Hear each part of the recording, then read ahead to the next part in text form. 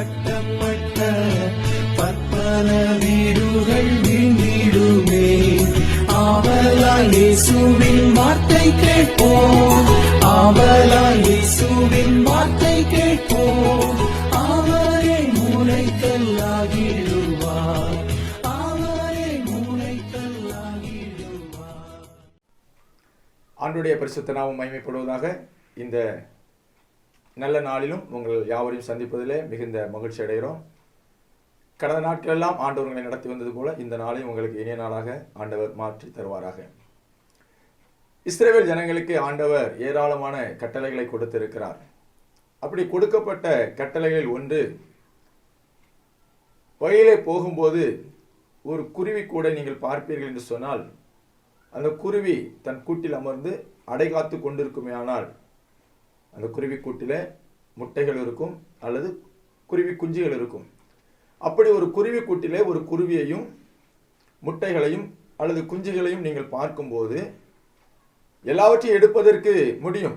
குருவியையும் பிடிக்கலாம், முட்டைகளையும் எடுக்கலாம், குருவி குஞ்சுகளையும் எடுத்துக்கொள்ளலாம். ஆனால் ஆண்டவர் சொல்றாரு, நீங்க அப்படி குருவி கூட்டை பார்த்து அங்கே அதில் உள்ளதெல்லாம் எடுக்கணும்னு ஆசைப்பட்டா தாய்ப்பறவையை போக விட்டுறணுமா. முட்டைகளை எடுத்துக்கலாம் அல்லது அந்த குஞ்சுகளை எடுத்துக்கலாம். ஏன் அப்படி சொல்றாரு? நீ அப்படி தாய்ப்பறவையை போக விட்டீங்கன்னா நீங்க நல்லா இருப்பீங்க, உங்க வாழ்நாளெல்லாம் நீடித்திருக்கும். அது ஒரு ஆசீர்வாதமான ஒரு கட்டளை. அப்ப இந்த தாய்ப்பறவை மேல ஆண்டவருக்கு எவ்வளவு அக்கறை, தாய் மேல ஆண்டவருக்கு அக்கறை உண்டு. அதை விட அக்கறை நாம நன்றாயிருக்க வேண்டும், நம்முடைய வாழ்நாள் நீடித்திருக்க வேண்டும் என்பது ஆண்டவருடைய விருப்பம். ஆகவேதான் 10 கற்பனைகளிலே வாக்குத்தத்தத்தோடு கூட ஒரு கற்பனை, உன் வாழ்நாள் நீடித்திருப்பதற்கு உன் தகப்பனையும் தாயையும் கனம் பண்ணுவாயாக. ஆமா, நம்ம தாயை தகப்பனை கனம் பண்ணினா நாம நல்லா இருப்போம், நீங்க நல்லா இருப்பீங்க, உங்க ஆயுள் நாள் கூடும், ஆயுஷின் வருஷங்கள் கூடும். பாருங்க, ஒரு குருவி கூட்டிலே தாயை ஆண்டவர் அக்கறையா அதை போக விட்டுருங்க அப்படிங்கிறாரு. அது ஒரு கட்டளையா சொல்றாரு. அப்படி செஞ்சா நீங்க நல்லா இருப்பீங்கன்னு சொல்றாரு. உங்க அப்பா அம்மாவை கனம் பண்ணுங்க, உங்க தாய் தகப்பனுக்கு மரியாதை கொடுங்க, அவங்க வயசான காலத்துல அவங்களை கவனிங்க, நிச்சயமாகவே நீங்க நன்றாயிருப்பீங்க. இந்த வசனம் சின்ன பிள்ளைங்களுக்கு மாத்திரம் இல்லைங்க, கல்யாணமானவங்களுக்கு உண்டு. கல்யாணமாகி நீங்க பிள்ளைகளை பெற்றிருக்கலாம், உங்க அப்பா அம்மா வயசானவங்களா இருப்பாங்கன்னா அவங்களை நீங்க கனம் பண்ணணும், நீங்க நல்லா இருப்பீங்க. உங்களுடைய எதிர்காலத்துல உங்க பிள்ளைகள் உங்களை கண்டிப்பா கவனிப்பாங்க. ஜெபம் பண்ணுவோமா?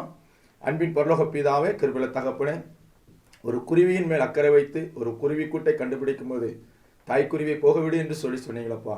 உன் வாழ்நாளெல்லாம் நீடித்திருக்க முடியும், உன் தகப்பனையும் தாயும் கனம் பண்ணுவாயாக என்று எங்களுக்கு சொல்லியிருக்கிறேன். இந்த வசனத்தை கேட்கிற சிறு பிள்ளைகள், வாலிபர்கள், திருமணமானவர்கள், குடும்பமானவர்கள் எல்லாருமே அவர்களுக்கு தாய் தகப்பன் இருப்பார் என்று சொன்னாலும் தாய் தகப்பனை கனம் பண்ண உதவி செய்யுங்க. அவருடைய வாழ்நாட்கள் நீடித்திருக்க ஜெபிக்கிறேன், ஆசீர்வதிங்க. இயேசுவின் நாமத்தில் பிதாவே, ஆமென்.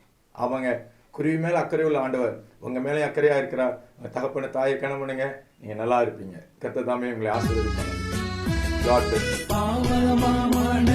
கட்டப்பட்ட பற்பல வீடுகள் வீண்டிடுமே. ஆவலாய் இயேசுவின் வார்த்தை